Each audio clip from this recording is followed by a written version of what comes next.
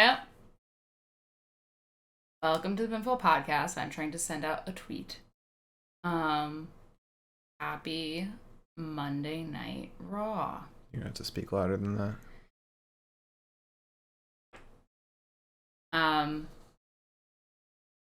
Sure was an episode. I don't know. I didn't enjoy tonight. I had some good moments, and before we talk about Raw, let's address the elephant in the room. No, the cat's in here somewhere. But yeah, we're doing this setup, one camera as opposed to two, because Liz, why don't you explain what's going on? I don't fucking know. Anytime I open up Discord, the camera doesn't open, and if I do it in Safari, I kind of feel like I'm cheating the system. And the camera light flickers, and then sometimes the camera opens and sometimes it doesn't, and you just kind of gotta guess. And then in Safari, it won't let me connect any audio devices. So, it's fine. It'll be a problem that we'll figure out before NXT tomorrow. Alright, so this is Raw. Big crossover, New Day, Bloodline, big triple threat in the end. I mean, that's really the highlights of it all. Still no fucking stipulations for Extreme Rules. And this was the go home. So unless SmackDown's gonna have all the stipulations, there's gonna be a lot of shit announced on Twitter. Or this will be the strictest Extreme Rules yet.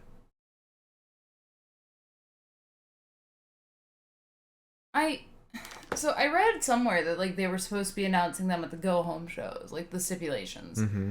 And I believed them. Yeah. For 5 minutes. And now I don't. What you heard actually was that they were announcing them on Twitter after the go home shows.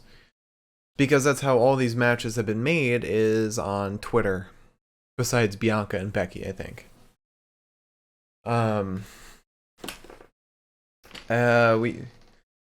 We had some fun matches. Randy and AJ was fun. Mansoor and Mustafa versus Humberto and Garza was fun. I thought the triple threat in the end was fun.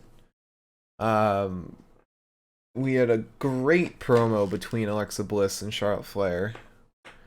That's probably the best promo we got today. There wasn't a lot of great promos. There wasn't a lot of great anything really in this episode besides like the New Day Bloodline stuff. But we didn't even have any promos between them. Yeah. Yeah, you would really think that we would have gotten something like that. But... Yep. Even when they did like the little face to face, they didn't get any. Didn't get a single promo at all. It was just them staring at each other. This was like the least I've ever. Like the most I've seen Paul Heyman talk, or the most I've seen of Paul Heyman without him talking. Yeah. Once. Yeah. Yeah. It was pretty lackluster. That's how you can describe today's episode. We finally updated the graphic. Biggie's now up there. Hello, T-Rex. Welcome to the podcast post show. This isn't our normal setup. So I guess we should just get into the news. There's not much in a nutshell I can give with this. We have a bop and a half of news. Yeah, because we haven't done news since, what was it, since Tuesday of last week? Don't be silly. I didn't go that far back. Okay. T-Rex is asking if there's anything worth watching. We'll go into full detail as the show goes on, but... AJ and Randy was pretty good. AJ and Randy was really good. I would say the Alexa Bliss and Charlotte Flair promo was great. And then Roman, Bobby, and Biggie triple threat was a lot of fun. I would have enjoyed that more if I had the energy to, I think. I think by the end of Raw, I was just so fucking done with it. That's probably why they stuck the 6-man in the beginning, because they know a lot of people fall asleep. Yeah, that's probably true. Maybe they shouldn't have a 3-hour long show. All right. So, let us joke there somewhere. Let us begin. All right. So first things first. Let's see. I've got to squint because I could put my fucking glasses on now. Whatever. Okay. So I guess we've got some Impact news. The first of that being that it seems like at recent tapings, a Mr. Alex Zane, formerly known as Ari Sterling, was there. Simply vibing. At Impact. At Impact, yes. Which I wouldn't be shocked. He's kind of making his grand tour at this point. Yeah, I mean, he might just be like some, like the like Laredo Kid or Lady Frost, just like making appearances. Yeah. To have matches, not necessarily have a big role, but I mean the fact that it's making like a headline, that's some good news. And he won the Ring of Honor, what was it, the Battle Royal or whatever, Royal Rumble. That's not a Royal Rumble. Was it called the Honor Rumble? That sounds about right. Yeah.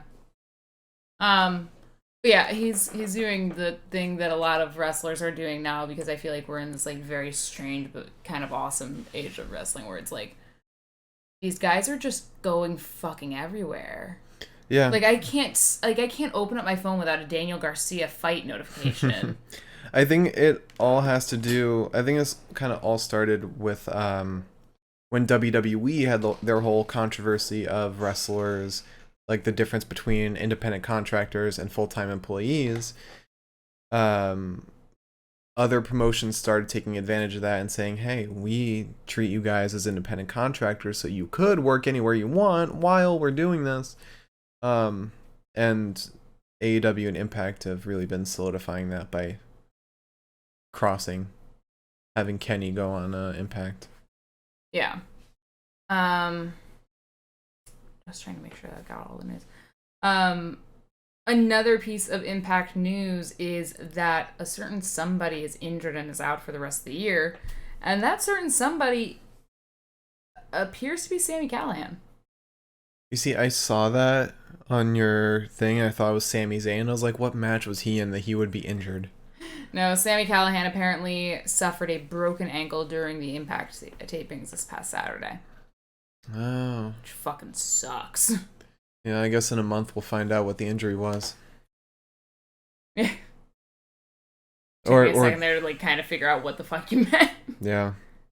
But that sucks, especially since he was supposed to have a tag. He's supposed to like rebirth his tag team with Jon Moxley. Yeah. T-Rex, did you guys catch Dark Side of the Ring? What are your thoughts on the Dreamer and Flair issue? We'll answer that when we get to this question segment after at the end of the show. We'll partially touch on it right now. Yeah. Funny enough. So as everybody knows, and if you don't know, you might want to know. Tommy Dreamer got in trouble for saying a lot of stupid fucking shit during the Plane Ride from Hell episode of Dark Side of the Ring. And he was not only indefinitely suspended, I think, from Impact. Yep. From Impact tapings, which at the end of the day is Impact. He's also now been removed from Busted Open Radio. Yeah. Which he made a half-assed apology, and he got what he deserved. It was one of those apologies that was, I'm sorry if you were offended. And if you're like me and you saw only the first clip and didn't see the next two, you were like, oh, okay. I mean, I guess the apology kind of makes sense. And then you see the whole fucking thing, and you're like, oh no. Oh no. Yeah. Yeah, it's a mess, but I guess we'll go into it further, our thoughts on it once we do the questions. Yeah. But good on Impact for taking steps, and good on Busted Open Radio for taking steps to distance themselves from him. Yeah. Especially given their history of silencing sexual assault accusations. It's good that they're doing the opposite and taking proactive steps against stuff like that. Yeah. Okay, so to move forward somewhat quickly, it appears that Ricky Starks is permanently replacing Mark Henry on commentary for Rampage. Which makes me wonder, why the fuck do they have Mark Henry? Mark Henry was really good for, like, analysis. He should replace Jericho. If I have to listen to Jericho on Rampage one more fucking time, I'm gonna lose it. But they should have, like, the fourth spot be, like, rotated out every episode, you know? Like, Ricky on, get Eddie on, get Chris on for an episode. Just like, yeah, it'll be fun to just rotate it out. Yeah, I can't with Chris Jericho. I really can't. But also having Mark Henry for the like just before the main event, it adds a little extra hype to it. I do like watching Mark Henry, especially when he's like interviewing like a feud with two women, and he's just like, start going at each other, and he's just like standing between them, like, please stop. And then when he shouts, and now for the main event, when he says it, it's so epic. I didn't know that was him. Yeah. Well, you learn something new every day. And I think this is our final piece of AEW news. We've got a couple pieces of WWE news. AEW announced that they are going to partner with the Owen Hart Foundation to do a number of things to honor the legacy of Owen Hart, including launching an annual Owen Hart Cup tournament. They're also going to develop Owen Hart action figures, and it's like it goes so deep. Yeah, they're gonna add the Hart. I don't know if it's the whole Hart family into the AEW game. They're doing something in relation to that. Maybe we'll get Owen Hart in the game. They're pretty cool. Yeah. And some people are kind of pissed off that, for whatever reason, that his wife said she didn't want to do this with WWE. I've seen some tweets saying that WWE should sue AEW for this. It's like, come on, stop it, fucking idiots. I don't know about that one. There's a whole wrestling Twitter is sometimes awful. I tend to not be on it. For some, well, this I don't really know if it counts as WWE news, but I'm gonna talk about it, and I'm also going to close out my news while I do that. Alundra Blaze is going to write an autobiography, and is going to focus on the misogynistic world of pro wrestling. And I said, oh no. Like, good. Yeah. But, oh. Now's the best time to do it. Oh, Alundra, what do you have to tell us? So her book is set to release in early 2023. So keep an eye out for that, and will I'm sure be the fallout. And then one lighthearted piece of news before we get into like the shitty one, is that it looks like Dominic Mysterio might be making a heel turn soon. It looks like WWE has some plans to turn Dominic heel, and in doing so, make him wear a mask. Like, yeah, a luchador mask, I would assume. I would. God, you know what? Actually, now that I think about it, I fucking hope. He just takes Karrion Kross's mask. I thought about it, I was like, well, what other mask could he possibly wear? And then Karrion's mask came into mind just now. I was like...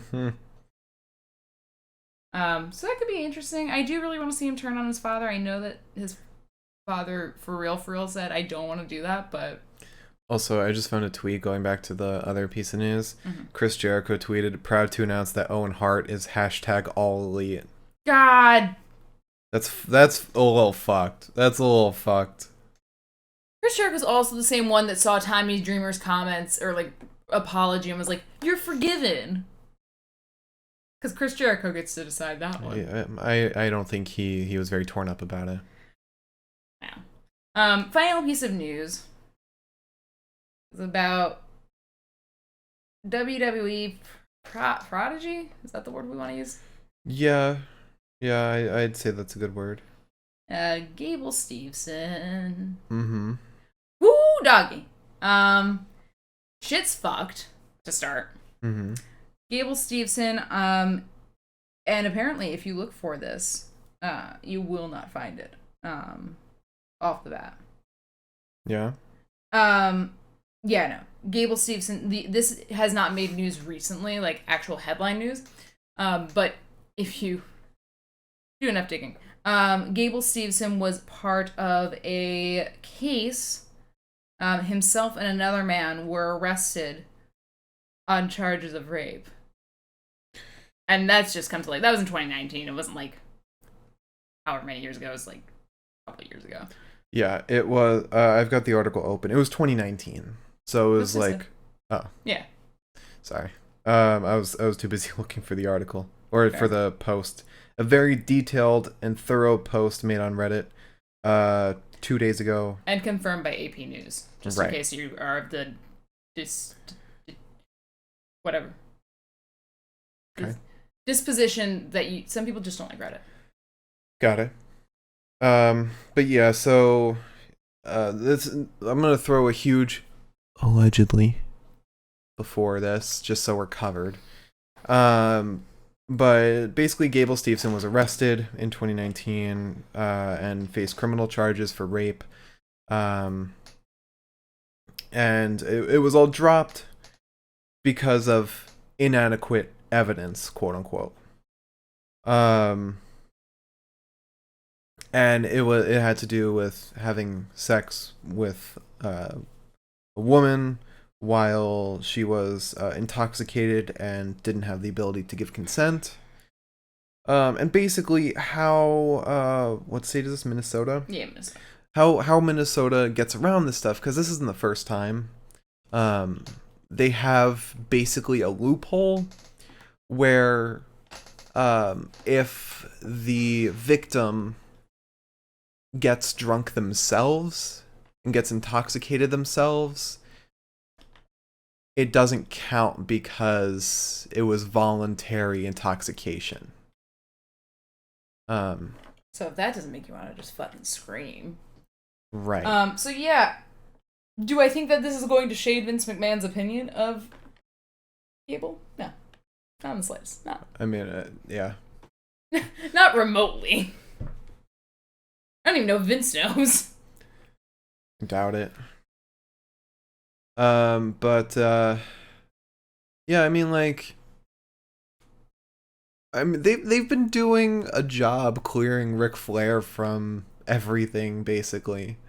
But at the same time, this hasn't made like huge rounds on the internet recently. I was really confused just now because I looked up Gable Steveson expecting it to be talked about. It's not. Yeah. Yep. So I'm gonna go grab my lens cloth so I don't keep squinting at this fucking screen. Okay. I look like a fool. Okay. So I guess I'll be here alone. You just twiddle your thumbs for 5 seconds. It shouldn't come at any shock to anyone, considering the fact that they still have Jerry Lawler everywhere with WWE and their pay-per-views and everything. Again, just want to bookend this. Allegedly. Alright, so is that all the news? That's all I got for news. Okay. Alright. Also, there was another Olympic athlete that was supposed to be getting into WWE, right? Tamara was someone that I don't remember her full name, but her first name was Tamara, and I remember she was interested in it, but I don't know if they were interested in her. Damn. Would have been cool to get a woman Olympic athlete in there. A woman Olympic wrestler, no less. Yeah. Like. Well, maybe she saw what's going on with WWE and was like, I don't vibe with this. And she said, I'm all elite. Imagine. Alright, so let's start off with our Raw recap.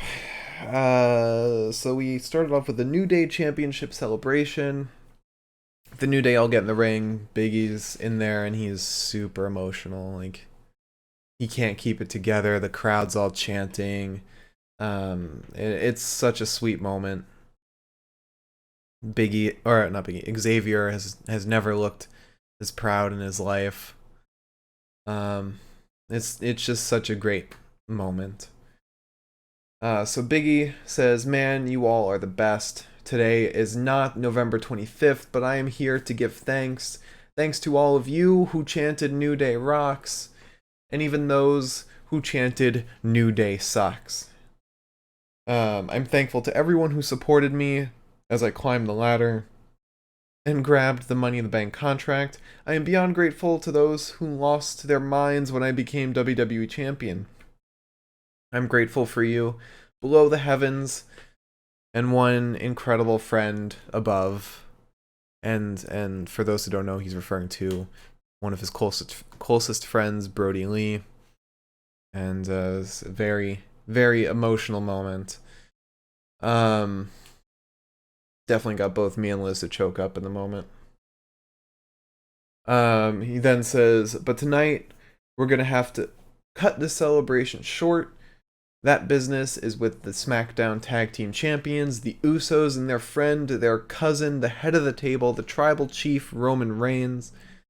But Raw is our show, and tonight we send the Bloodline packing. And you know why? Because New Day rocks." The Bloodline comes out, and they just have a little 3-on-3 stare down before we get into the New Day versus the Bloodline 6-man tag match. Yeehaw, diggity dog. So we start with Kofi versus Jimothy. Jimothyus. Jimster. Jimoose. Jimbo. Anyways. So there's a shoulder tackle to Kofi. Jimmy immediately goes to vamp to the crowd, and kind of weird because it seemed like Roman didn't quite know what to do in the moment, because he, like, halfway through Jimmy vamping was like, "Oh yeah, we're number one," or whatever. And I was like, I'm also not here, but like, you're supposed to be. Kofi gets whipped into the corner. There's some double knees to the face, but Kofi springs forward and up and lands on his feet. Xavier gets in. There's a soccer-style kick to Jimmy from Kofi, and then a drop kick from Xavier, and then Kofi pancakes down onto Jimmy, and Xavier does something that I did not catch. Biggie gets in. He gets a wrist lock on Jimmy, who then has his arm landed on by Xavier, who's now the legal man. Jay gets in. He hits a spinebuster to Xavier. Kofi gets in off that. He frog splashes onto Jay, which Corey Graves could not figure out what a fucking frog splash was tonight, which was really kind of incredible to me. He called it so many things, and it wasn't any of them. And like, the frog splash is like the most obvious. Like, that was like one of the first moves that I was like, yes. What do you say, like a jackknife splash or something? A jackknife takedown and a crossbody. Wasn't either of those. Which, to be fair, it was a crossbody frog splash. Okay. But it was not just a crossbody. Was not jackknife. Yeah, I don't know. The fuck, you know what? Or I'm not gonna get mad about it. So Jimmy gets back in. He does fuck all. Jay gets back in. There's a strike to the midsection of Kofi. Jimmy gets sent off the apron, and Jay fails to clothesline Kofi. Roman pulls Kofi from the ring and tosses him into the announce desk, then over the announce desk. Jay gets sent ringside by Kofi once Kofi's back in post-commercial break. Kofi wants to tag out, but he cannot tag out. Jimmy gets in before that's a realistic option. And a super kick takes Woods off the apron. And obviously he doesn't need to worry about getting E off the apron, because we all know that they're saving E for when Roman gets in. So, no point. So there's a double stomp to Jimmy off the buckles, and then Roman gets in, Big E gets in. There's some exchange blows and a belly-to-belly to Roman twice, then a third one. A knee sends Jay off the apron, and Roman takes advantage and chokeslams Big E. We get a failed Superman punch and a belly-to-belly to Roman for the fourth time. Big E hits the big splash onto Roman. He wants the big ending, but Roman gets free. Jimmy interferes. He gets thrown out. Biggie tosses Kofi into both Jimmy and Jay, who has now met his brother ringside. Xavier gets in, but there's a Superman punch to Biggie. Xavier gets a pump knee to Roman and there's an uppercut to Xavier from Roman, and then a super kick to Roman from Xavier. Lashley then comes out and just fucking spears Biggie. And he sends Kofi into the post, and then he sends Jay into the steps, and it's like, why is this not a fucking DQ? It should have been, yeah. The ref did not care. The ref kind of just like watched it happen and was like, oh my god, how could this happen to somebody? Jeez. But you know what? Out of all the matches today, every match, not a single match was a DQ. There were no non-finishes. In spite of one deserving to be. Yeah. There are more extreme rules in this fucking... Also, speaking of extreme rules, speak of the devil, and he shall appear, they announced on Twitter that Roman versus Finn will be an Extreme Rules match. Couldn't even wait till SmackDown to announce that. That's so dumb. I mean, like, not the match itself. The match is whatever. They announced it 9 minutes after Raw ended on Twitter. Like, did Roman get pissed off about how tonight's match ended, and he was like, what? You know what? I'm gonna hit Finn with some kendo sticks. Is that how that went down? I don't know why they've been in this. Like, it's like they immediately went from the Vince went from the phase of the championship contender matches and now moved to announcing matches and stipulations on social media as opposed to during the program. And yes, T-Rex Extreme Rules is this Sunday, and this was the go-home show. And yet we got no stipulations announced during the show. I can finally see the chat, and I was so excited to say yes. I know, I saw you. Fuck. Anyway, you want to continue with the match? Yeah, I guess the one thing I'm allowed to do. Anyways, so after Lashley causes destruction, there's a spear to Xavier from Roman to win. Yes. Alright, so then we have a promo from Mr. Bob Lashley. He's with Pierce and Sonya. And he says, Roman said he isn't done with Big E, well neither am I. Give me a one-on-one with Big E, I beat him. Same with Roman. Put me with both of them and I win. This is the almighty era and it never stops. And they literally don't say anything. They just stand there. That was the most... I think that they were supposed to say something. I think they were, because they just stood there like... Or Bobby missed his cue to walk out sooner. But you would have thought that the camera would have cut. I mean, it could have also been pre-recorded, and that was what was supposed to have happened. Oh, maybe. So then we get Randy Orton backstage with Riddle. Riddle's talking about music, saying he's got a playlist made up for Randy's match. He said, looks like you could use one of my motivational speeches. He says how Randy's hurt in the heart. He says, you're Randy Orton, bro. Skipper doesn't stand a chance. What would my spirit animal be? He's talking about how, like, Omos's would be a tiger. Randy, obviously, a viper. He said Riddle would be a mongoose. And then Randy says, are you confusing real life with a movie you saw? Oh, he's talking about his family on a safari trip. And Randy asks if he's confusing it with a movie. Riddle says, no, this actually happened. Randy says, tonight, how about you keep Omos busy at ringside? Tell him about your family safaris, and I'll do my best to break a few of AJ's ribs. And he says, by the way, the headphones are pretty cool. He's listening to some headphones to not hear Riddle anymore. And then, unfortunately, we get Eva Marie versus Dewdrop. And Eva starts off before the match starts by saying, I have to say, and this was so fucking stupid and a bit messed up, so just know these aren't my words.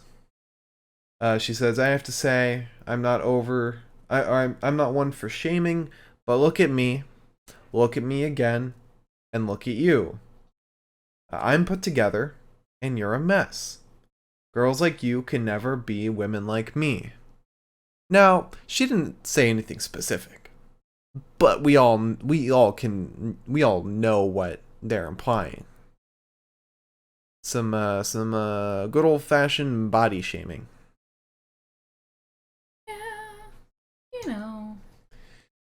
Yeah, So do you wanna start with the match? I'm gonna be honest, I don't really. Oh, T-Rex said so. WWE's back to body shaming. Did they ever really stop? Well, I think that there was like a period of time where they were like, all bodies are accepted, but like back in their in the back of their heads, they were like, all bodies are accepted. Meanwhile, the only large women's wrestler was Nia Jax. Oh, also, or Tamina. Tamina's not. She's not your typical pseudo model body type. Fair enough. Also, it's one thing in my head. Yeah, exactly. They slowed down a little bit, and then they're like, no one's looking. Time to gear it back up. Mm-hmm. Oh. That was a bad one. Yeah. That was so bad. Yeah. But it's one thing for Eva Marie to be saying this, like, in the sense that I feel like it's scripted. So at the very least, I can be mad at somebody. I don't know if it's Eva Marie that I should be mad at. Right, because there's no way Eva's going off script. I don't think she's got the capacity to. But that said, don't be too mean. That said, the one person who I know is not going off of a script, for the most part, is Corey fucking Graves. And Corey Graves is sitting there going along with all of this shit, and I'm like, I get it, you're the heel commentator, but like, you can like step back for 5 seconds. You don't have to be like, what she said, like. Something you should have said could have been like, oh, obviously she's talking about her hair. Yeah. Something to, divert from the body shaming. And that is not what he did. And also, the other thing is, it's like, he kept saying, like, let me just cover the 4 notes that I got for the match. So Eva Marie's running away. She goes to get back in the ring. Piper grabs her by the head. There's some elbows to Piper. And then Eva dives into Piper's arms, basically, with the intention of crossbodying her, but doesn't. Piper just slams her down, hits her with a senton, and then a crossbody, and she wins. And in this moment, Corey was like, is this gonna be another match where she squashes her? And I was like, Corey, I'll fucking... Also, apparently, Sheamus's nose was re-broken today. I fucking knew it! That goddamn... Because he tweeted, the mask came off, Jeff re-broke my nose, then Priest attacked me, retribution is coming. Wait, okay, do we know that it's real? It might not be. He could have just gotten a bloody nose. But that thing was busted. It was busted. Did you finish the notes on the match? Yeah. Okay. Also, I'm finding that I think our cat fell off me the other day, or last night. Scratch on my foot. Nice. So after that, we get Big E this time with Pierce and Sonya. And he says, I want Bobby and Roman tonight. Make it happen. That's it. Then we get Pierce and Sonya with Paul Heyman. And Heyman says, indulge me to get this straight. Bobby gets in the face of the people who run Raw. Biggie comes in here and strips you of your authority. I don't do that. I don't bitch and moan and whine. I carry a message from your tribal chief. Pierce says, I'll stop you right there. Sonya says, we know what you're doing. We're going to have a triple threat match. And Pierce says, you can tell Roman it is official. And they really should have... I mean, this was a really fun match, but they should have had it next week. There's no reason to have this tonight. Because you don't want to throw all your eggs in one basket, And it's not like it would ruin any result from Extreme Rules because Roman can be in the match, not as Universal Champion. So, shouldn't take away from the fact that it was a good match, though. Yeah. Alright, so then we had Randy Orton versus AJ Styles. We have a string of 3, maybe 4 matches here. With no promos in between. No wonder I was so fucking miserable by the end. Mm-hmm. Whew. Alright. So, we get a headlock on AJ and then a hammerlock on AJ. Just trying to squish that in there. But AJ catches the rope, breaking the hold. Randy wants the RKO, but AJ blocks it. Omos starts heckling Randy, and Riddle tries to distract him. There's a snap suplex to AJ, and then Randy sets to stomping on every part of Styles that he can manage. First the ankle, and then his face, I guess? He's too good at it, so it's like when he does it, I'm always like, you just hurt that? Yikes. Mm-hmm. So Randy backs up to the ropes with the intention of doing God only knows what. And Omos grabs Randy's leg. Riddle. Oh, here we fucking go. Time to start yawning. Omos grabs Randy's leg. Randy's like, to Rod Zapata, he's like, did you see that? Like, how are you gonna let this happen? And Rod's like, I didn't see that. And then all of a sudden he like something switches in his head and he's like, you know what? You're out of here. It's like, Rod, what the fuck, dude? So he throws Omos out. I thought it was Spider. That's Rod Zapata. Yeah. Okay. His name is not Spider. Why have we been calling him Spider? I don't know, actually. You're the one who started that. I know. I don't know where I got it from. Blame. Who? The other person that lives with us. I blame him. Okay. Because he's not here to be wrong. I mean, you could be watching right now. Elton, don't say anything. So Riddle starts heckling the thrown out Omos. Omos, like, uppercuts him, sending him, like, basically through the fucking barricade. Randy is watching this happen, though. Styles clubs him in the back, sending him from the ring. AJ then flies out onto Randy. AJ runs face first into the middle turnbuckle post-commercial break. We're back in the ring at this point. And then Orton gets him in the corner, steps up, starts punching him. But AJ sends him face first into, like, the top turnbuckle. Randy starts kind of, like, playing up some sort of, like, injured knee situation. And he hits AJ with a Puma tackle. The moment AJ kind of, like, lets his guard down. Power slam. He hits him with a Puma tackle. AJ gets put up top. Randy goes to meet him up there, but AJ slips away. Doesn't really matter. Randy clotheslines him.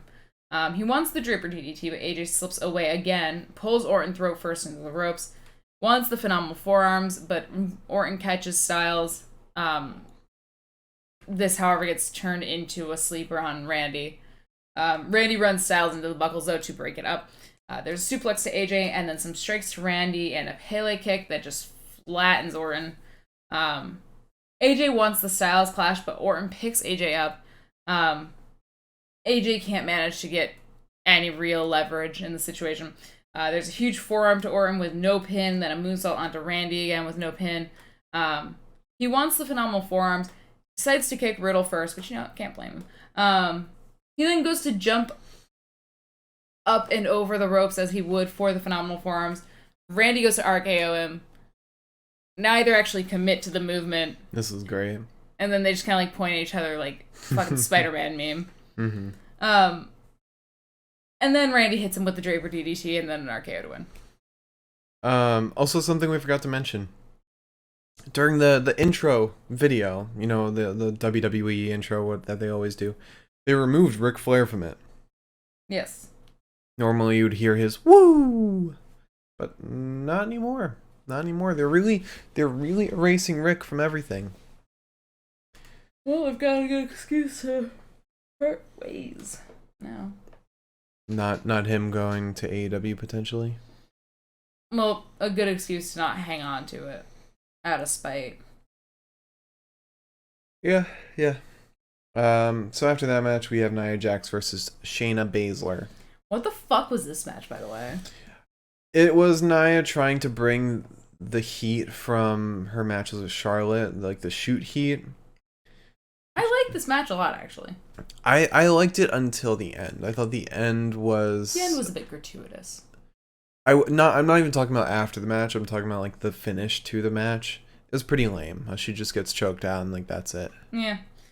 Alright, so they're shouting at each other. Nia goes for the Samoan drop. There's some more shit talking. There's a strike to the legs of Nia and then a shoulder breaker to Shayna from Nia. Nia squashes Basler in the corner and then like this like little like, you know, kind of like realistic fight going on. Mm-hmm. There's some knees and a kick and a pump knee and then another kick and Nia's on her knees at this point. There's another pump knee that rocks Nia. Shayna gets the Kirifuda in and also fucking day. Yeah, really locks it in. Also, real quick, Marianne makes a good point that it really does fucking suck that MVP was not here for this. Yeah. I thought about that during the match. I was like, man, imagine MVP just like wanting to fucking smack Heyman across the face with his stick. With his cane. Could have had like a Ruby Britt Baker promo again. Yeah. Except 2 men. Yeah. 2 middle-aged men.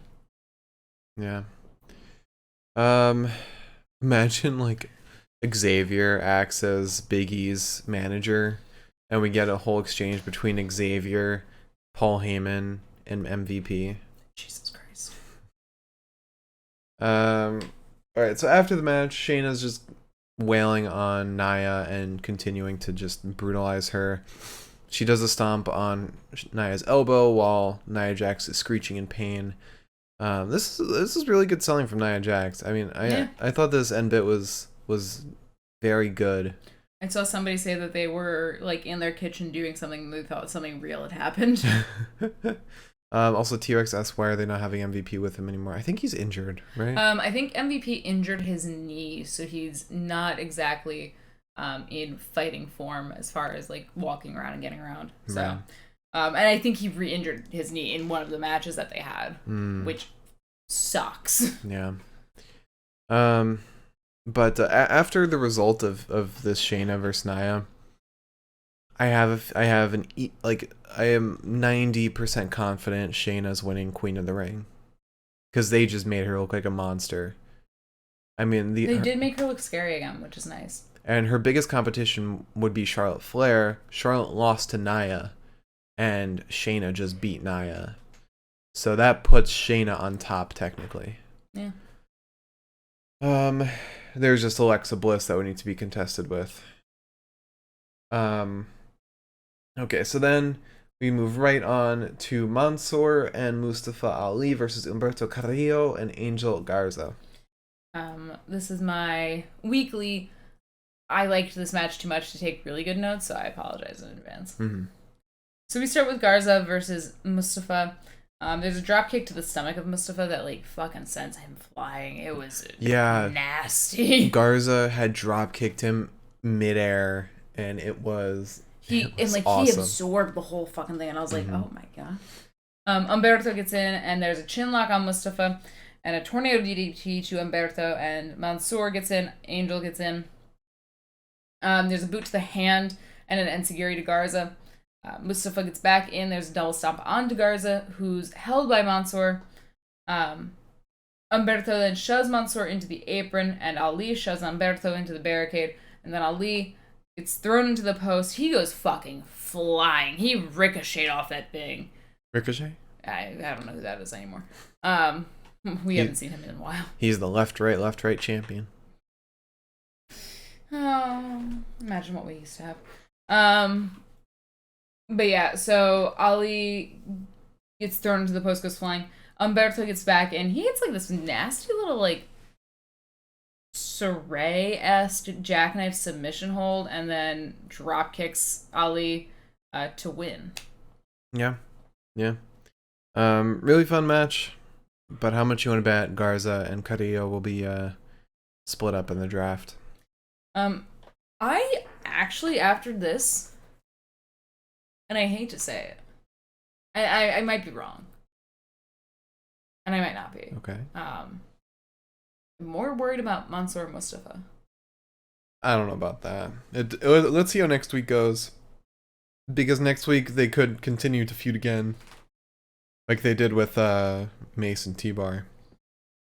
Or maybe Mustafa and Mansoor start feuding with each other, which is kind of how we all expected this relationship to go. I don't want that. But thank you. So we get a little Karrion Kross video package. Okay. And then we get Nikki Ash and Rhea Ripley versus Natalia and Tamina for the women's tag team championships. This was a bad match. This sucked.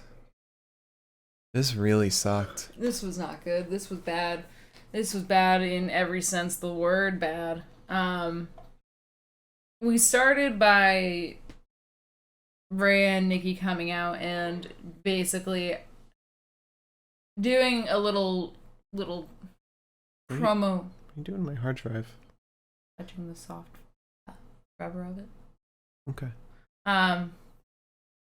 But they did like a little promo for Connor's cure, and then they said that they were dedicating their match to all the kids with childhood cancer. And I said, Mark's choking to death. Excuse me. Water went down the wrong pipe. Which really should have been the immediate signifier that they were going to win. It would have been really fucked up if they didn't at that point. I was fully expecting Natalia and Tamina to just run out and interrupt their little speech just to get that heel heat. But when they didn't, you just knew. Rhea and Nikki were gonna win. Yee. Like it was even to the point where Rhea was like starting to cry while delivering that. Yeah. So we have the match. Yeah. So we start with Nikki versus Tamina. There's lots of strikes, but Natalia tags in. Tamina's like holding on to Nikki, and Natalia hits her with a lariat out of Tamina's hands. Rhea breaks the cover and gets headbutted by Tamina, who throws her ringside. Natty is just clobbering Nikki. Tamina gets in, sends some boots to the midsection of Nikki, and then hits Nikki with a Samoan drop. There's a frog splash onto Nikki's knees, but Nikki can't tag out in spite of the fact that she is kind of exhausted both Natalia and Tamina, because Rhea still has not gone up to the apron. So Natty hits what I just don't know what to call it. A tailbone buster, could you say? It's where she slammed her down on her ass. Yeah, something like that. And then a nasty, stomped the back of Nikki's head, which was weird, and I didn't like that at all. And then Natalia drop-kicked her. Rhea gets up to the apron again, is nearly pulled down. Nearly pulled down again. But Rhea pushes Tamina away, cannonballs onto her, riptides her onto the apron. And then all while this is happening, Nikki gets a small package on Natalia to win. Yeah. And they are tag team champs now. Throwing together team. Another one. Yeehaw. I saw a tweet that was like, look at all the stuff Nikki Ash has done this year. She won Money in the Bank. She became Raw Women's Champion. And she became a tag team champion. I feel like that's not good though. Like, if you're winning and losing that many championships, and this is in the span, since when? June? Yeah, June. Since this happened. 3 months. That's not good. The turnover for championships is not good. No. No, it's not. So then we get Alexa Bliss in Alexa's playground with Charlotte Flair as a special guest. And I thought this was a really good segment. So Bliss starts off by saying, "My guest is real doozy, but she holds a special place in my heart." I immediately love that because it's giving some kind of respect and admiration to your opponent, something we don't get very often nowadays. And it's Alexa Bliss also bringing up her past a little bit. Charlotte comes out. Alexa tells her to have a little seat. Charlotte says, I'd rather stand and remind everyone you were once a competitor." Alexa says, "Why is there always an ulterior motive with you? I noticed you didn't bring Charlie with you," which is fine, because I did. Then she pulls Charlie out from behind the slide in the ring. Charlotte says, "I don't want Charlie. I want this once upon a time champion. You can fool everyone here. All of this is a pathetic attempt to hide how fragile and delicate you really are. You know you're broken. I know you're broken. We both know that's why you hide around all of this, the whole playground and everything, the dress, the pigtails, the ponytails, whatever. How does it feel that the doll is more popular than you? The only reason you were champion in the past is because we were on different brands. How did I go from main eventing WrestleMania 35 to playing with dolls on Raw? I don't play dress up. I don't pretend to be something I'm not. You pretend to be a queen, and you're not really a queen. So, therefore..." That's fucked up of you to say, actually. Thanks for stopping by, T-Rex. So Charlotte then says, I have beaten an almost a superhero. That sounds so stupid. And a nightmare. Also sounds stupid. And I'm about to beat up a grown woman dressing as a kid. Fair point. I get it. This is all a desperate cry for help. I'm going to make it my job to beat the sense back into you. Do you want me to do that tonight or this Sunday at Extreme Rules? Bliss says, "We get it. You're the best. Yes, you've won more titles. But that also means you've lost more titles. Since we're getting personal, let me ask you something. Without a title, who is Charlotte Flair? Nobody knows because even you don't know. If you don't have a title, you don't have anything. I don't need to play mind games with you to expose your insecurities. You're terrified of the title leaving here without you. How would you act? I don't need Charlie to play mind games. I gave her to you as a pity gift. A self-centered bitch like you deserves happiness. Call me crazy because I don't care. I know who I am. I don't need to grasp at titles to stay relevant. At Extreme Rules, you will call me champ." Charlotte says, "Oh my gosh, who is Charlotte without the title? Good for you. You're never gonna find out." She just shoves Alexa Bliss and rips the head off of Charlie. She goes to reach for Lily, but Bliss hops on her shoulders, knocks her out of the ring, and that's the end of that. So then we get the 24/7 scene backstage. Drake Maverick is drawing out a plan for everyone. He says, "When I give the word truth, you drop your net." Truth asks, "What's the word?" Drake says, "Now, dog." And then the plan, Drew Gulak meets up with Reggie, starts telling him a story, yada yada yada. Backs him up to where he needs to be, and Truth drops the net, but on Drew Gulak. Reginald runs away, parkours his way out of there. And Drake comes up to Truth and says, "Truth, I gave you the signal." And then Truth says, "You said the word was now, dog." And yeah. And then we get Jeff Hardy versus Sheamus.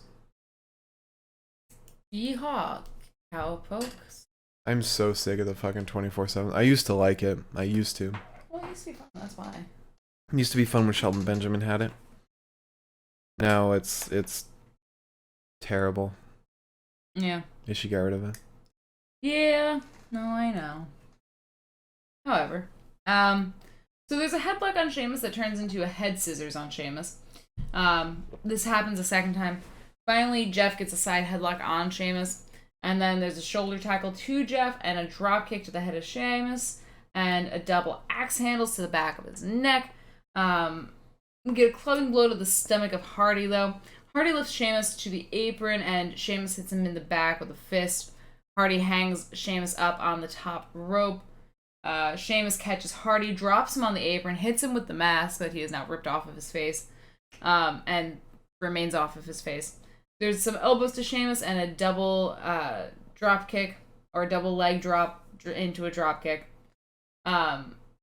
Jeff gets the side Russian leg sweep onto Sheamus, and then frog splashes onto him, and then hits a boot to the midsection of Sheamus, and then there's a boot to the midsection of Jeff that sends him fucking sailing. At this point, Sheamus is bleeding, and it's like, did you break your fucking nose again, bud? Turns out he might have. Who's to say? Yeah. A flying clothesline to Hardy knocks him down, but there's a pump knee to Jeff that ends in a twist of fate. Jeff goes up top, hits the swanton onto Sheamus's knees, and you think, oh boy, this is how it ends. Sheamus wins, blah, blah, blah. Nope. Jeff rolls Sheamus up to win. I just hope that Jeff is on his game a little better than he was last time he fought Damian. Right. Also, obligatory. But where the fuck is Asuka? Good question. So then we go right into Roman Reigns versus Bobby Lashley versus Biggie, our main event. Yee. Alright, so there's a big splash to Bobby on the apron from Big E. Roman just fucking clobbers E ringside. Drop kick. That was nasty. Big E whips Lashley into the corner. There's a back elbow to Lashley and then an abdominal stretch onto Bob from E. But a huge right hand from Roman staggers E. He goes for a drive-by to Bobby, who's ringside or on the apron now. But Bobby catches and slams Roman into the apron. Big E slams Bobby into the mat. There's a Samoan drop to E from Roman. Roman then takes a punch in the jaw off of Lashley. He lifts Bobby up top, rocks him with a punch, wants the superplex, but E sneaks in, drops both men. There's a suplex to Roman and then like a DDT of some sort. He wanted the big splash, but Bobby grabs the leg of E, slams him into the barricade. There's a flatliner to Roman, and then a vertical suplex to Roman from Bobby. We get a belly-to-belly from E to Bobby, and then a big splash to both men, both Roman and Bobby. Big E can't cover, though. He wants to spear Roman off the apron, but he gets a knee to the face. Lashley tries to pin E, but he can't. Roman tries to pin E, but he can't. There's a Superman punch that's loaded up. Roman misses. There's a big ending to Roman, but Lashley breaks the pin. Big E gets chokeslammed into the announce desk by Bobby. Lashley wants the spear. He gets Superman punched instead. Roman gets ready to do to spear and Big E, but Big E spears him instead. The cover gets broken, and Bobby tries to get the hurt lock locked in, but he struggles a bit. Big E's fighting it pretty hard. Instead, Lashley gets Superman punched. Big E sends Roman from the ring and to the apron, spears Roman off of the apron. There's a big ending to Roman again, and Lashley breaks it up again, but this time with a chair. And he sends some chair shots on to Big E, and then there's a spear to Lashley from Roman to win. Yeah, and that is the episode. That is our recap. I'm so tired. Long ass episode. You think you're tired? I gotta be up at 5:30. I don't want to think about that. Thank you. All right. Oh god, 5 hours. Shit. Okay. Also, my shirt is the same colors as NXT 2.0.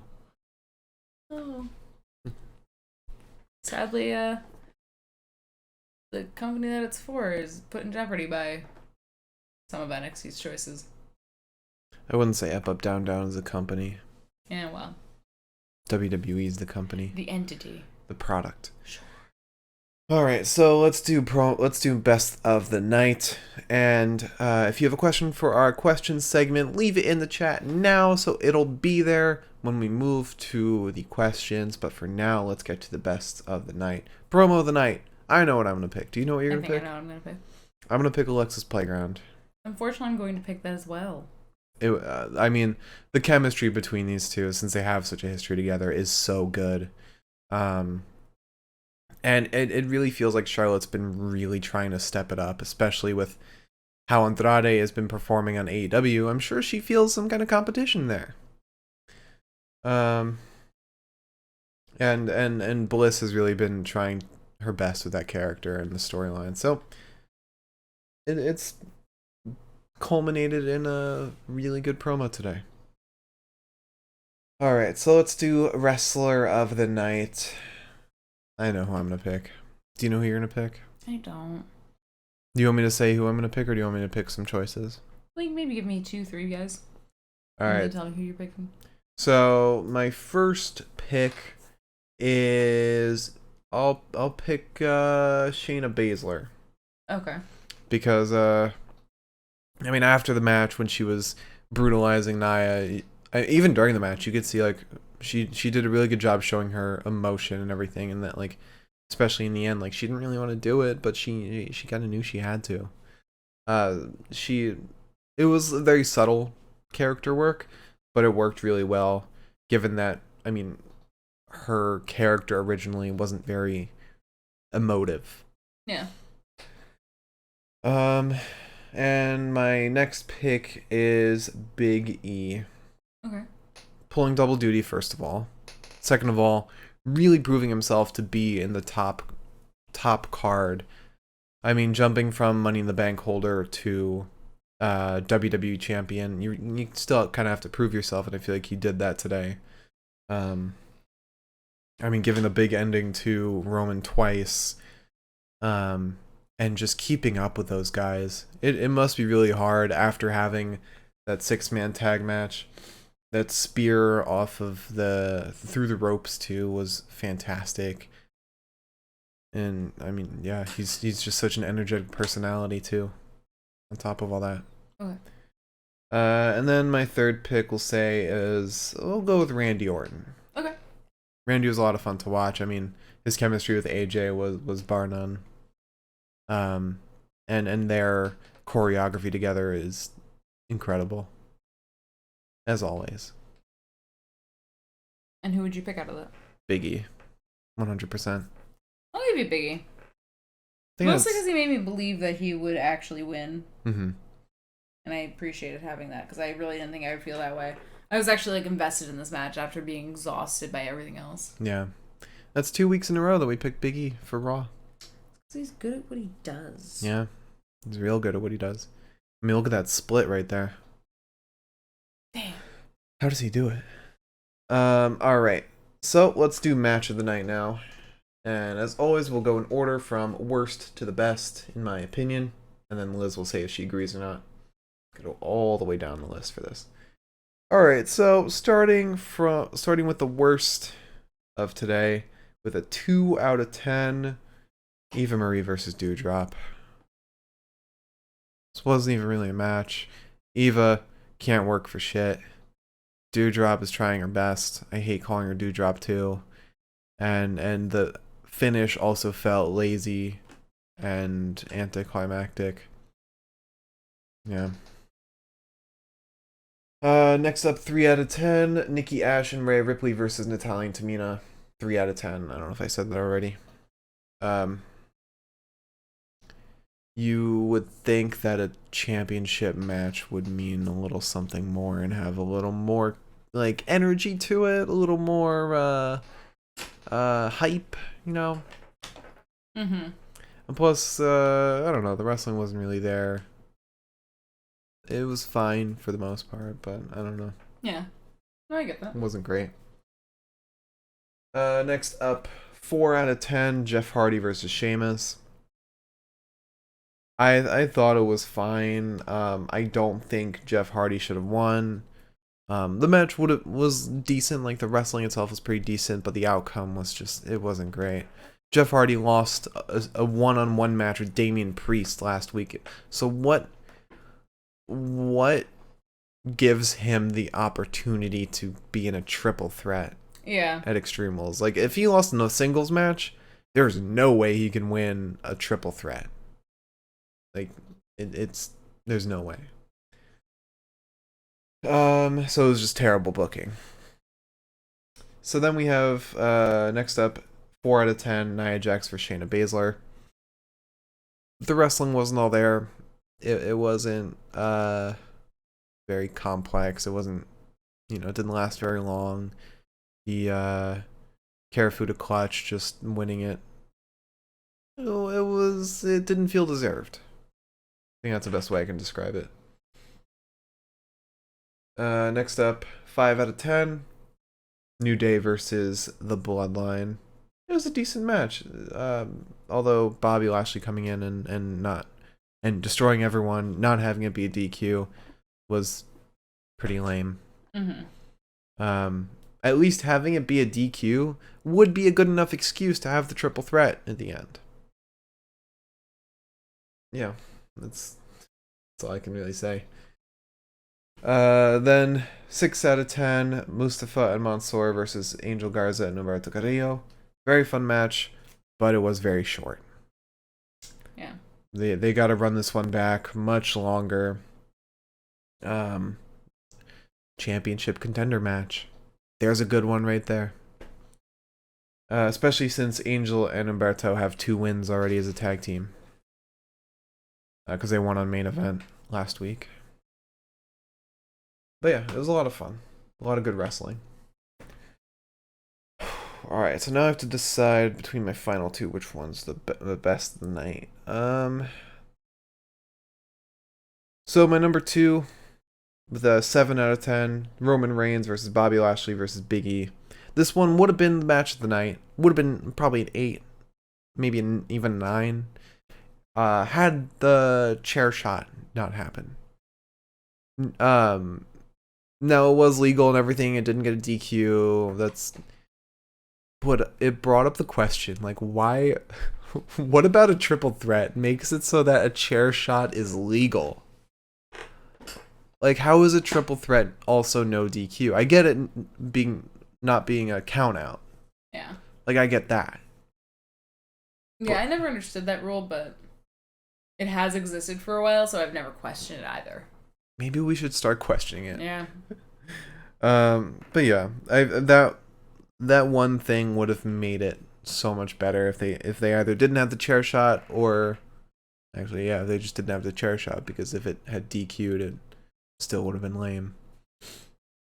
And then finally, match of the night for me, 7 out of 10, Randy Orton versus AJ Styles. It wasn't the most story-filled match on the card, but it was a ton of fun, full of great counters, and just these guys knowing each other for so long and being able to predict each other's moves. It was just a great time all around. Not really any fishy finish, although Riddle distracted AJ and almost distracted Randy. None of it really affected the finish. So that's my pick for match of the night. Do you agree? I will agree with you. Cool. Mostly because my eyes are really just so heavy. Mm-hmm. So, to run it back, promo of the night, Alexis Playground. Wrestler of the night, Big E. Match of the night, Randy Orton versus AJ Styles. Alright, you want to answer some questions? Yes. We have a lot of questions to answer, mostly on YouTube.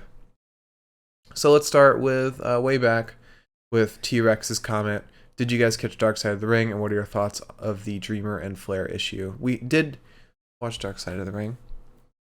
I feel like there's not much we need to say on it, besides the fact that Tommy Dreamer sucks for what he said. He deserved to be suspended. Yeah, so, I mean, I'll give my 2 cents real quick. Yeah, we watched the Dark Side of the Ring episode, as, like, some I was working out and I was like, this could be a fun thing to watch. Fun. Informative. Educational. There's no one that really comes out of that looking good. Rob Van Dam. Rob Van Dam specifically said that he saw Flair doing what he was doing and did not do anything about it, which I understand you cannot expect him to go back in time and fix that, but, like, there is just a part of me that's like, well, okay. How many times, though, have you seen something bad happening on the street or to somebody you know? And, like, I'm not saying anything like as bad as that. I don't think I've ever seen anything bad happening to anybody that I wasn't like, hey. Unless you can think of an example. Not off the top of my head. I don't know. I just... Like, it's one thing if you see a guy getting mugged on the street and you're not like, hey, stop that. You know. Yeah. I'm just saying, because there are moments where you, like, freeze up and, like, you're... Yeah, well, what I'm saying is that, like, you can't expect him to go back in time and fix that. Yeah. You know, it's been years now. But I don't think that there's anybody that really does come out of that looking fantastic. Rob Van Dam probably comes out looking the best of everybody. Maybe X-Pac. Bless X-Pac. I want to say Stone Cold, but he's had his own problems back then. But it wasn't affected by the episode. He came out of this particular episode looking fantastic. Looking the same. Yeah. The Hardy Boys. Well, yeah, I don't know. But it's one of those things where, like, you, like, look at it and you're like, damn, I mean, I never really thought Ric Flair was, like, cream of the crop, good guy material out there, but, like, damn. I mean, he's been known to be very shitty, but I'm very glad Vice is doing this because it's delivering this information in a concise and consumable way that gets it out to the public, and stuff like this spreads and it has an effect on the industry. Yeah. And it clearly has had at least a little bit of an effect. Yeah. And we are very much anticipating the Chris Kanyon episode. Yeah. And also Fightful confirmed that they did remove the woo. Good. I knew I noticed it right from the start. But yeah, we watched it. Mm-hmm. I think Tommy Dreamer's a fuck, and Mike Chioda also sucks. Mike Chioda was laughing through the whole fucking episode, and I was like, just boys being boys, I guess. Like, is this funny? What's funny? Mm-hmm. Like, I felt like a teacher, like, what's so funny, Mr. Chioda? But yeah, it was interesting because I saw the first comment that Tommy makes when they start talking about the overall incident, and I was like, not good. Yeah. And then I saw his apology and I was like, okay, that kind of covers what he said there. You know, I'm not giving him the pass, but I was like, at least he tried. I don't know. And then I watched the whole episode and I said, oh, okay. Yeah. After the initial incident and after the initial comments, everything that he said after that was worse and worse and worse. And I was like, well, he compared his fucking hairstyle. To sexual assault. Yeah. Yeah. But we do have some more questions to answer. I feel like you all get the gist of our thoughts on it now. I'll fight Tommy Dreamer myself. I do just want to add, because Scott Hall was also on the flight and did something shitty, there is a difference in how you address this kind of situation between how Scott Hall addressed it. A while ago, he owned up to it and seemed genuinely very sorry for what he did. And then you have the Ric Flair / Tommy Dreamer way of addressing it, which is either denying it or blaming the victim. Yeah, I mean, Scott Hall also had to kind of come to grips with the fact that he did a lot of bad things to his body, so I think that was kind of part of it. Yeah. Alright, so before we continue with Twitch, let's do one from YouTube. Let's see. Okay, so Milam on the last I think this is the last one. SmackDown asked, what's your best pitch for me to add Impact to my weekly wrestling lineup? I think the best thing I can say is that they're doing wrestling there that I haven't seen in mainstream wrestling in a long time. I've got two answers. One, Josh Alexander. One of the best wrestlers out there right now. Like, he is incredible. Second, they have solved the face problem.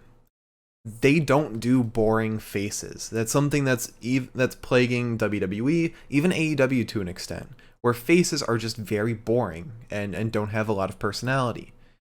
Impact has solved that. I don't think there is a single boring face on that roster. The biggest face is probably either Josh Alexander, who is a very compelling character, or Christian Cage, who's enough of a legend to have that boringness stripped away because you're just enamored by his star power. And also enough of a jackass. Yeah. And most other faces are enough in between, like Sami Callihan. Moose just went heel. Eddie Edwards is kind of a tweener, leaning more towards face. But it's become a must-watch for us. It's so much fun. It's probably a Raw that's 2 hours, but they keep, like, all the good stuff. I just think that it's so diverse. It's so unique. Mm-hmm. You get so much different wrestling, and you get so much wrestling that we don't really see that often in regular, like, WWE shows and stuff like that. It's sort of like an indie, in my opinion, it's more of an indie version of AEW at this point. Okay. And the storylines are so easy to get involved in. Yeah. Which was one thing I think that sucked us in, is that, like, it's not hard to start watching. Yeah. And if you want to watch one match that will get you into Impact 100%, watch the Ultimate X match from Slammiversary this year. That was a bang. It's like one of my favorite matches this year, maybe of all time. It's such a fun match that is unique to Impact. Yeah. And also they don't, when they do like death matches like Sammy versus Kenny, it's not too bad. Like, it's not too gratuitous like on indie level. It's to a good extent. It's a very middle ground death match, I think. Yeah. As far as, like, gore is concerned. Mm-hmm. Yeah. And I don't like death matches, so I also don't really watch them. Yeah. And they really respect their tag teams. Yeah. And they're women. Yeah. All right. Next up, let's do another one from YouTube, because we have a lot on YouTube. On the last Raw podcast, who is your favorite sort of undermentioned wrestler among other fans? For me, it's Mustafa Ali. He's got everything it takes to be a huge star. One of my favorites. Who's your favorite sort of undermentioned wrestler among other fans? I mean, Josh Alexander for me, probably. But that's probably only because most of the people we follow, most of the other fans we follow, are like WWE or AEW fans. I don't know. Does Duke Hudson count? Duke Hudson counts. Yeah, I mean, aside from my visceral crush, I just think he's got an attitude like none other. He's got a presence that's just fun to fucking watch, and his style in the ring is fucking terrifying. Like, I wouldn't that shit whatsoever. He looks like he's actually hitting people, and that's my favorite thing. If we're sticking with like WWE and AEW, I'll probably say Kyle O'Reilly. You think so? Not a lot of fans talk about Kyle, but like, there isn't a match with Kyle that I have disliked. I love all of his matches, and it's because each one, it's planned out, like, it's executed like a pay-per-view match. Like, his match with Austin Theory most recently was incredible. His match with Duke Hudson was amazing. His like any of the tag team matches he's been in, he just knows how to work. It's incredible. Oh, I guess also it would be kind of fucked up for me not to say Taylor Rust. Because I don't feel like he's mentioned very often either. And again, aside from my visceral crush, he does shit with his body where he's one of those people where I'm like, well, gravity just doesn't affect him quite the same. Yeah. It couldn't possibly. He's just so smooth in the ring. Like, he transitions from move to move to move to move that, like, it feels like you have watched an entire wrestling match in, like, the span of, like, one, like, combination, I guess. Yeah. He's so fun to watch, and that's why, like, I would probably brave going to more Ring of Honor shows just to watch him. I'll also throw in Jonathan Gresham. Best in the world, 100%. I just, as, like, a wrestler and as, like, a person, he just seems like a swell motherfucker. Yeah. Yeah, he's jacked. He's short, which is great. Short king. The fact that you can be that jacked while also, like, being pretty short, it's amazing. And he's got this great squid gear, like entrance gear. Carries a big flag with him too. At least he did with the Ring of Honor show we went to. All right, let's answer Miriam's on in the chat. She asked, outside of wrestling, what are you guys watching these days? Ted Lasso mostly. You see. Oh no, you're pulling out your whole watch list right now. No, see, my problem is that, like, I start shows and I don't finish shows, which is why I'm on, like, the last season of Peaky Blinders, and I have been sitting on that for, like, a month now. But I've been watching Outlander. I've been watching a show called Sunderland Till I Die, which is about a soccer team that is not faring all too well at this point. I've also been watching, I just finished Starstruck on HBO. There's a ton of shit on HBO Max that, like, I've been wanting to watch. So I finished that, and I just started... What did I just start? Search Party. Which is really fun. And then I've also been watching Tacoma FD, which is just a fucking riot. Together we watch Ted Lasso, What We Do in the Shadows, and slowly Brooklyn Nine-Nine. Now I'm trying to get through. I just started Marvel What If. Not loving it, honestly. It's not that great. At least I didn't really like the first episode with Peggy Carter as Captain America, just because they rushed things so quickly. The T'Challa one as Star-Lord was pretty interesting. I'm also trying to catch up on Dragon Ball Super. Yeah, that's pretty much it. All right, and I think there's like one or two more questions on YouTube. There's one. Let's see, yeah, one more. Would you guys drop the 2.0 part of NXT 2.0? I'm surprised they're going with it because it's a bit of a mouthful. Yes. Yeah. It's so stupid. Like, it is a mouthful, first of all. Especially NXT is already 3 syllables. You're making it 6 syllables to get through when you got Raw 1 and SmackDown just 2. Also, it's the 3rd iteration of NXT. Yeah. So. Yeah. You can't say... I guarantee they will drop the 2.0 at some point. Yeah, I think it's just like one of those, like, how restaurants will be like, it's our grand opening for, like, a month. And it's like, well, you grand opened once. Yeah. You don't need to keep grand opening. There is a part of me that likes that they're adding the 2.0 though, because it's giving respect to the NXT that was prior. It's saying that this is something different. It's not the same as what you've been getting. Like, we're acknowledging that it's different, you know? So it's setting up some kind of expectations apart from NXT, I guess 2.0, what they would consider 1.0 or 1.5. So I like their intentions with it. but they got to drop it at some point. Yeah, it cannot be forever. All right, so that's all the questions we have.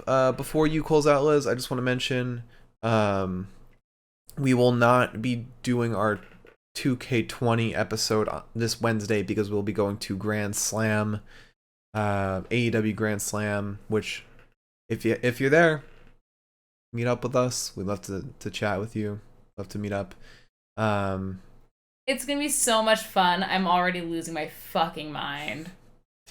We're both super excited. But we'll be doing our 2K20 episode Thursday night after Impact. So about 10:15, 10:30. You won't want to miss it. All right, you want to close out? Yes. If you tuned in tonight, thank you so much. And if you tune in the future, thank you so much. Happy...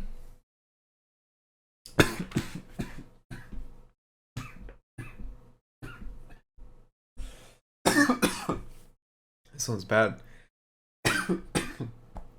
I don't know how to drink water.